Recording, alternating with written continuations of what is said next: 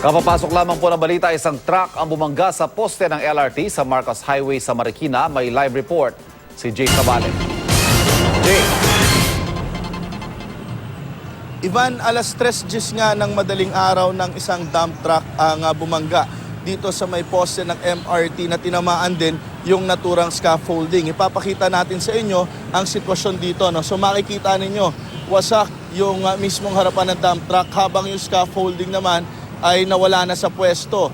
Ngayon, kaya tayo pinalabas dito sa mismong area at hindi pa nare-rescue yung nag-iisang pahinante doon sa loob ng truck ay dahil yung mismong scaffolding daw ay hindi naman talaga nakadikit dito sa may MRT bagkus ito ay nakapatong lamang.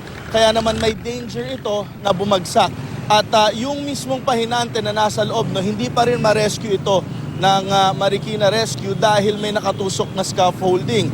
Ang gagawing diskarte ngayon ng mga rescuers ay dahan-dahang didismantle yung mismong scaffolding para naman matanggal ng maayos itong pahinante. Yung driver na si Paulo Hill, 32 years old, no, ito ay nasa traffic sector na at tanging gasgas lamang sa katawan ang tinamo.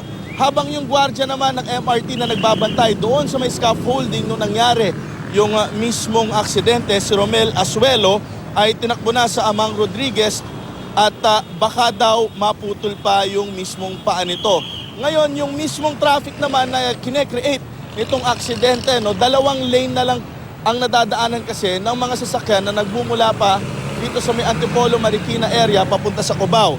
So ang suggestion ng MMDA dito, kung kayo ay manggagaling Antipolo o Marikina, ay dumaan na lamang ng sumulong highway palabas ng Quezon City. Sa ngayon, umaabot na ang tail end ng traffic sa more than 4 kilometers ang haba o di kay mas malayo pa sa may Masinag.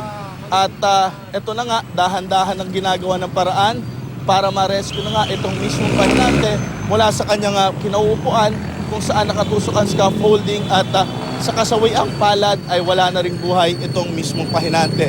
At yan muna ang pinakauling balita mula dito sa Marikina. Balik sa Ivan. Jay, ano daw nangyari? Nawala ng preno? Paano nawala ng control yung driver niyan? Sa ngayon, under investigation pa kung bakit nga nangyari itong mismong aksidente. Pero doon sa initial investigation ay ginawa nitong traffic sector, no, dito sa 1, 2, 3, 4, mula doon sa pang-apat na poste, doon sa kanyang pinagbanggaan, ay meron ng makikitang skid mark ng dump truck bago ito tumama dito sa mismong poste. So sa kanilang pagtatansya, malamang daw ay mabilis ang takbo itong mismong truck at mula pa doon ay namreno na ito bago pa tumama dito sa kanyang poste. Ivan? Tapos Jay, sa lakas ng pagkakabangga ng truck dyan sa poste, hindi kaya apektado yung structural integrity ika nga nung posting na bangga na yan?